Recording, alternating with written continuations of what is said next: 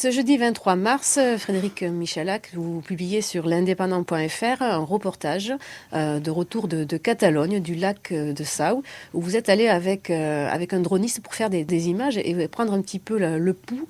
Ce lac de Sau, il est complètement à sec, la sécheresse sévit aussi sérieusement au sud. Alors qu'est-ce que vous avez vu là-bas ?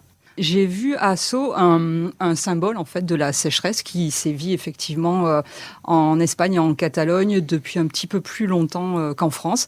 La Catalogne, il faut savoir qu'elle est en état de sécheresse déjà depuis 2021 et en état exceptionnel depuis le 28 février. Donc oui, la situation là-bas est vraiment dramatique et ce lac de Sceaux en est un vrai emblème parce que d'abord c'est un lac artificiel absolument gigantesque qui est né donc d'un barrage construit en 1962 et à cette occasion on a immergé là-bas un ancien village et une ancienne église, l'église San Roma.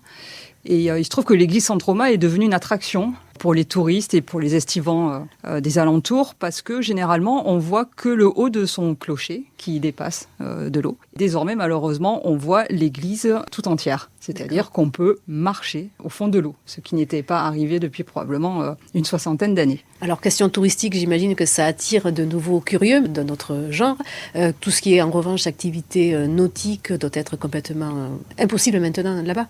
Oui, ça attire effectivement d'étranges touristes qui s'adonnent à ce qu'on appelle désormais le tourisme de catastrophe. Ils ont été nombreux à venir prendre des photos pour notamment publier ça sur les réseaux sociaux, à tel point que les autorités ont dû restreindre l'accès au site. Il est désormais interdit d'approcher à moins de 100 mètres de ce qui reste d'eau. Et effectivement, tout ce qui était économie touristique lié au lac, donc il y avait une base nautique notamment qui permettait de faire du pédalo ou du ski nautique. Évidemment, c'est une activité, toute une économie qui n'est pas prête de redémarrer. Et encore plus dramatique, j'imagine, les conséquences le sont pour tout ce qui est agriculture, consommation d'eau potable. Oui, puisque l'eau potable est déjà restreinte au robinet pour 224 communes de Catalogne. Ça fait presque la totalité des habitants, 6 millions d'habitants.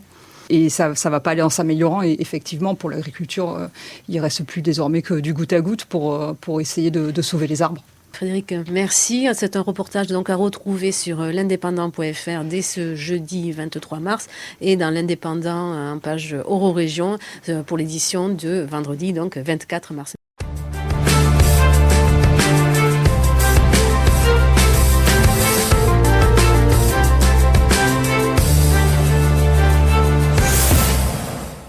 Retrouvez cette émission et toutes nos productions sur Radio Indep et en podcast sur l'indépendant.fr, nos réseaux sociaux et votre plateforme de streaming favorite.